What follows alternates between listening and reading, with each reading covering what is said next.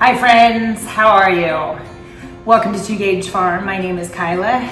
I am going to share croissant sourdough bread with you.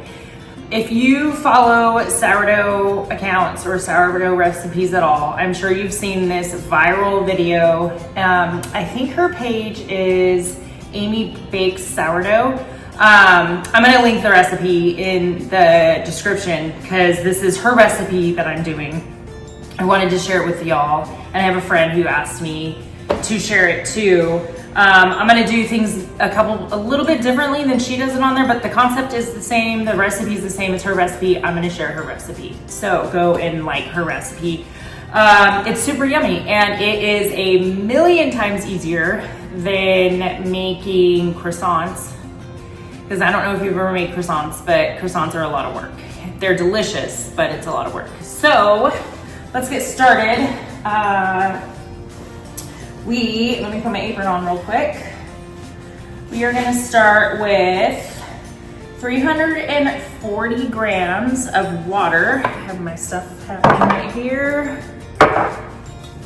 I'm not using my mixer. I'm just using my mixing bowl. This is a no-knead recipe, so you don't need a mixer for this recipe.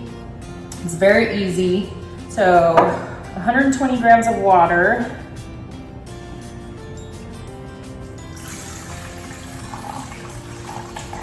Way too much water.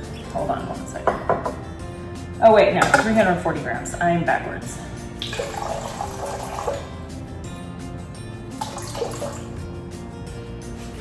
$340 grams of water. We need 120 grams active sourdough. This is active sourdough starter.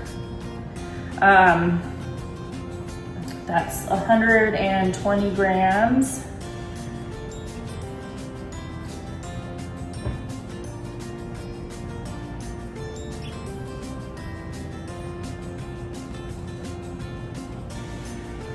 That's enough. That's why I get so dirty, because I just wipe my hands all over my apron. Next we're gonna do, actually I'm gonna mix the water and sourdough real quick. Just give it a rough mix. I'm gonna try to keep this recipe as short and simplified as possible. Next, we are going to add 10 grams of salt.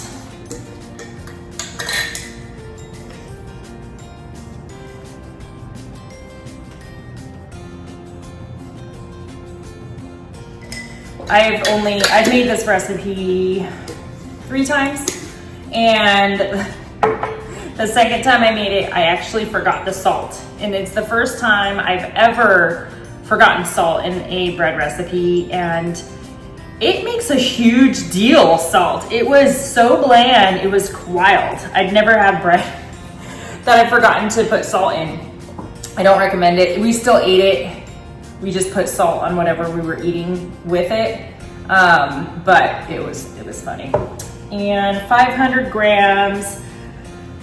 Her recipe calls for bread flour. I use all-purpose for most of my recipes. I don't usually keep bread flour around because I buy my flour in bulk and it's all-purpose. So that's what I'm gonna use. So it's 500 grams.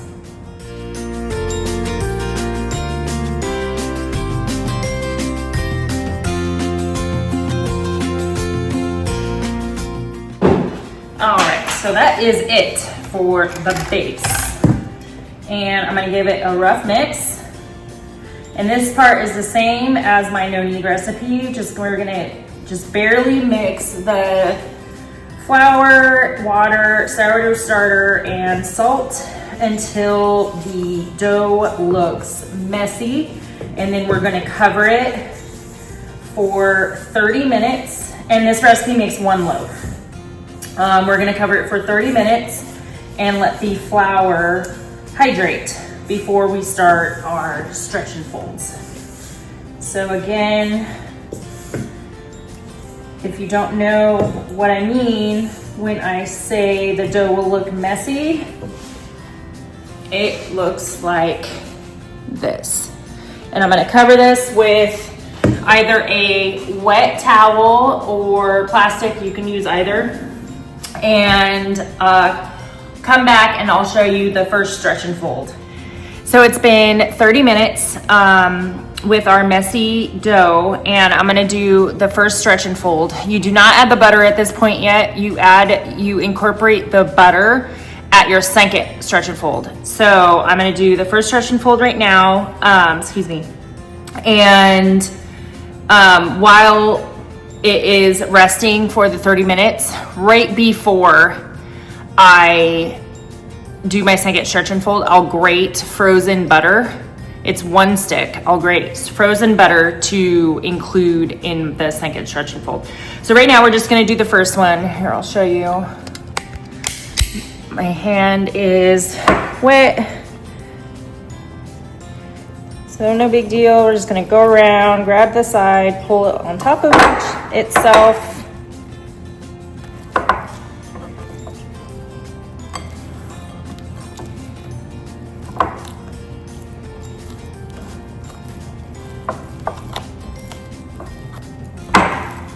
And I just like to roll it over on itself. Okay, so I'm gonna cover this back and I'm gonna let this sit again for another 30 minutes. And like I just said, we're gonna grate our frozen butter, and I will see you back with the second stretch and fold when we start including the butter.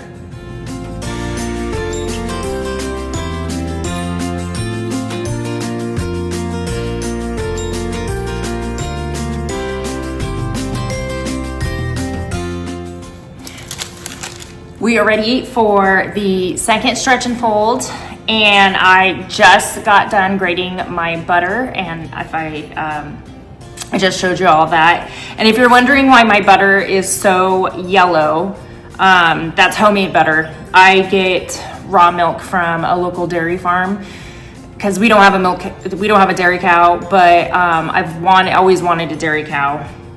So I get a lot of milk from a local dairy, and I'm learning in the meantime because our heifers are pregnant. So I plan on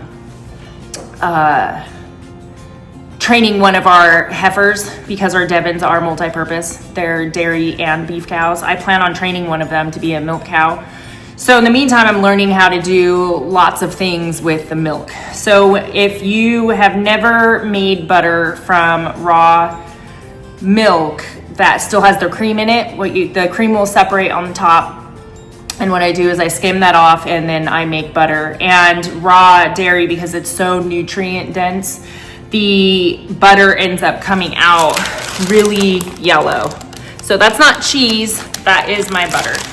And so we are going to start including that. We're gonna do, so that should be, you want it to be half a stick of butter. Mine's just a little over half a stick because half a stick weighs like sorry, I'm trying to fix my camera. Half a stick weighs like 113 grams. I weighed out like 130.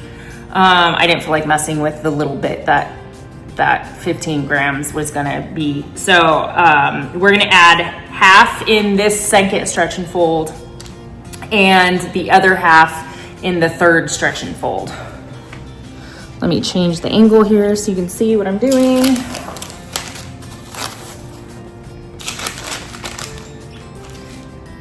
And again, this was frozen butter because you want it to be as cold. You don't want it to melt. So you want to do this process kind of quickly because you don't want the butter to melt in your hand with your warm hands. So I'm going to do my 4 stretch and folds. Pinch the sides. I'm going to cover this back up. I'm going to put the half of butter I did not add, that's still on my parchment paper right here. I'm gonna put that back in the fridge so it stays cold. And we are going to, on the third stretch and fold, incorporate the rest of this butter then, and I'll show you when we get to that step. Okay, so we're about to do our third stretch and fold. We're gonna add the rest of this butter. I've also made this using chocolate chips and made like a chocolate chip croissant bread. That's really yummy. So you wanna try that. This is when I would add the chocolate chips as well. And you just do one additional stretch and fold. Instead of 3 stretch and folds, you would do 4.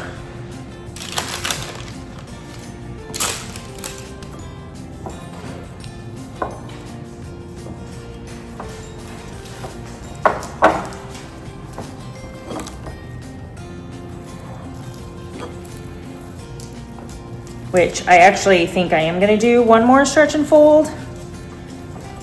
Actually, no, I don't need to do another stretch and fold. I just don't want the butter to melt. So that actually will probably be good. Now I'm just gonna wrap it up in a ball like this. And it is going to come up, it's gonna do its first rise. What I'm gonna do is, because it's kind of warm in my house, I'm gonna actually do the first rise in the fridge. I'm gonna long ferment it. In the recipe, she says to rise it on the counter. If your house is running like 70 to 72 degrees. I'm gonna put this in the fridge. I've done it both ways and it's turned out just fine. But because, like I said, because my house is running so warm right now, I don't want the butter to melt. So I'm gonna put it in the fridge overnight, and it's about 8 p.m. my time in Texas. So I am probably gonna pull it out tomorrow. Not early morning, probably late morning, and let it come up to room temperature and see if and let it double. Because it'll be in the fridge. I don't think it's not really going to be doubled overnight. So I'll let it come up to room temperature and I'll let it continue to rise for a few hours. And I'll show you that. And then I'll do the shaping and the second rise on the counter as well. So I will see you when we get to that point tomorrow. So it is the next day. I took the dough out of the fridge. I let it, semi-bulk rise in the fridge overnight. I put it in probably around 8 p.m. and I took it out around noon. It hadn't really rose that much, which is typical for the bulk rise, throwing it in the fridge right away. I took it out around noon today and I let it rise for the bulk rise on my counter for about 5 hours. I am going to shape it and for its second rise and throw it in a Banneton basket, and then I'm gonna let it rise overnight in the fridge again. Because of the butter, you want it to be cold when you bake it, because the pockets of butter are what is gonna make the croissant flakiness in the crust that makes this recipe super, super yummy. So let me adjust my camera angle and I'm gonna show you my shaping. So I'm just gonna plop this down.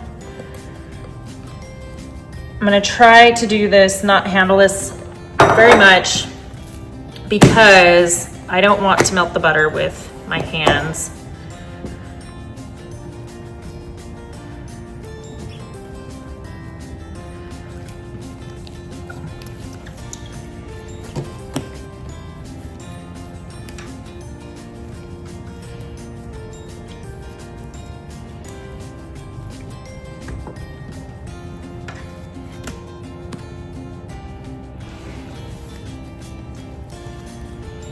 So there you go.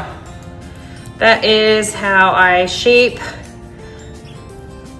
for my second rise. Now I'm gonna put it in a baggie to keep it from drying out.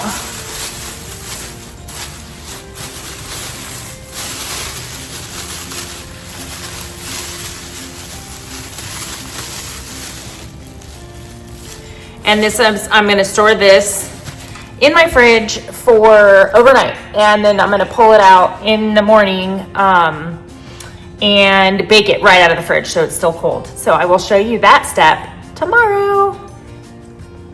It's the next day and this was in the fridge overnight. It's about the afternoon the next day, so I am going to bake it. I just took it out of the fridge. Let me adjust my camera so you can see what I'm doing. Here we go. So this is some parchment paper. I'm just gonna flip it upside down. Slowly take it out. I'm not gonna put flour on top of this because I don't like how the flour tastes on top of this loaf. I am gonna pour it. Let me grab my loaf.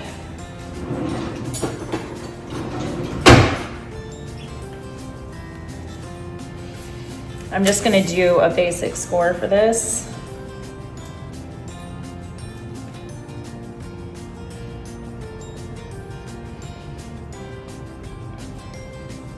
I'm gonna grab my Dutch oven out of the oven. It's been preheating for about 30 minutes.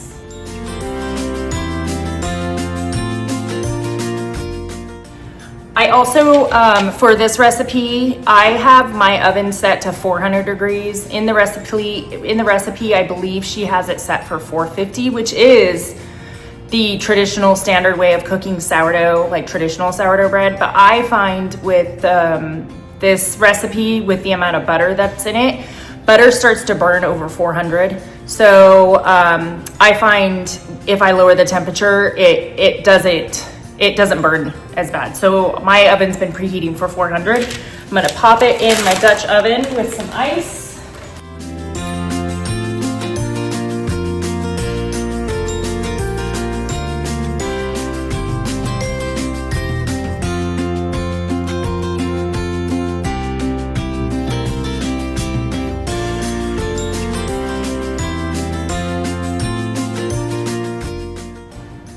So I just set the timer on my oven for 25 minutes. I put about 3 normal size ice cubes in there underneath the parchment paper to get the steam spring out of the loaf. And I will show you what it looks like at 25 minutes just so you can see what it looks like. So it's been 25 minutes. I am going to take the lid off and then I'm gonna cook it for an additional 15 minutes, but I'll show you what it looks like with the lid off.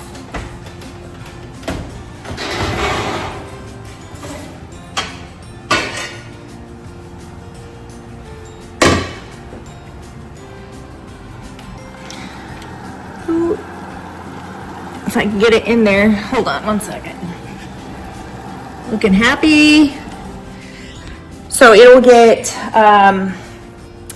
nice and brown and crispy in the next 15 minutes. It'll be super yummy. It is ready to come out of the oven. Oh.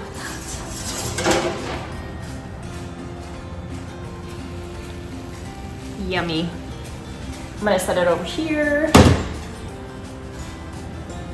And then I am immediately putting it on this cooling rack. And you'll notice when you take it out of the oven, there's gonna be some butter that has seeped out of the bread on the bottom. So you wanna let it cool on the parchment paper you really wanna give this a good hour to cool and it'll soak back up that yummy butter. You don't want to cut. I know it's really hard not to cut into bread when it just comes out of the oven, but this you really need to let it cool. I would say at least an hour. If you can give it 2 hours, that would be a lot better. As soon as all the butter gets soaked back up into it, I'm going to take it off the parchment paper and then let it cool just on the rack. And I'll show you what it looks like when we cut into it. And my husband's gonna be so excited. It's so yummy. It's like, as you can see, well, you can't see, but you can see, let me see if I can get close to it. My camera here, let me take you off my tripod. You can see, I don't know if you can see that, but there's like, you can see the flakies in the crust, like right there. It's gonna be really yummy. So I'll see you back when we cut into it and taste it, and it's gonna be super yummy. So excited. This bread is so good, so good. So it has been, oh goodness, it's about 7:30 in the evening. So I took this out of the oven, maybe like 3:30. So it's been sitting for a few hours, over a few hours. And we're gonna cut into it and I'm gonna show you the flaky goodness. Ooh, there we go. So, as I was trying to show you in the last shot, I don't know if you can see it, but there's like, you can see the flaky croissant flakiness. Oh, so good. So I'm just gonna go ahead and cut it right down the middle.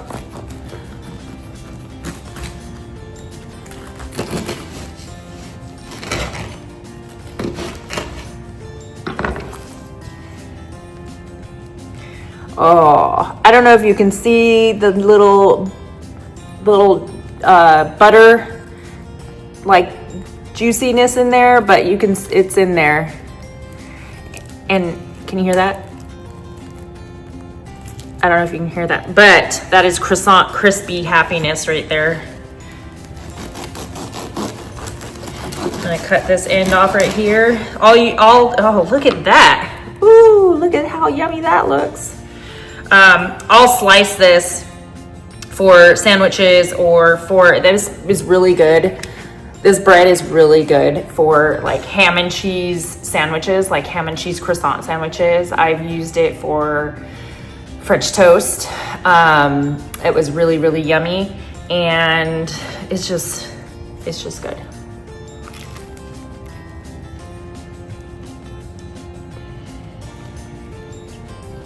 It really is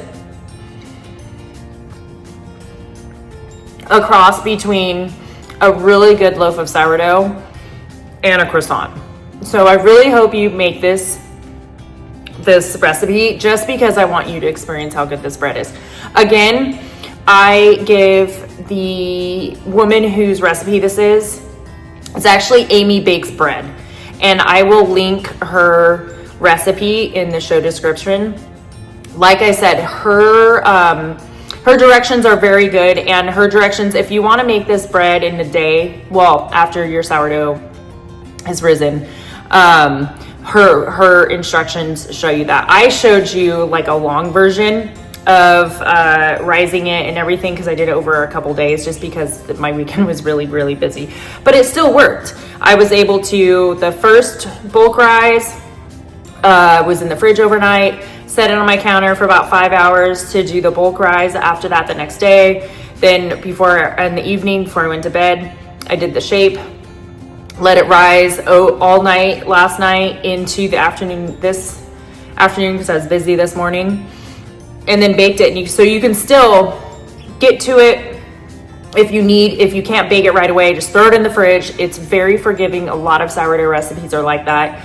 But if you want to bake it more quickly, Amy Bakes Bread, her recipe instructions are the more quick version.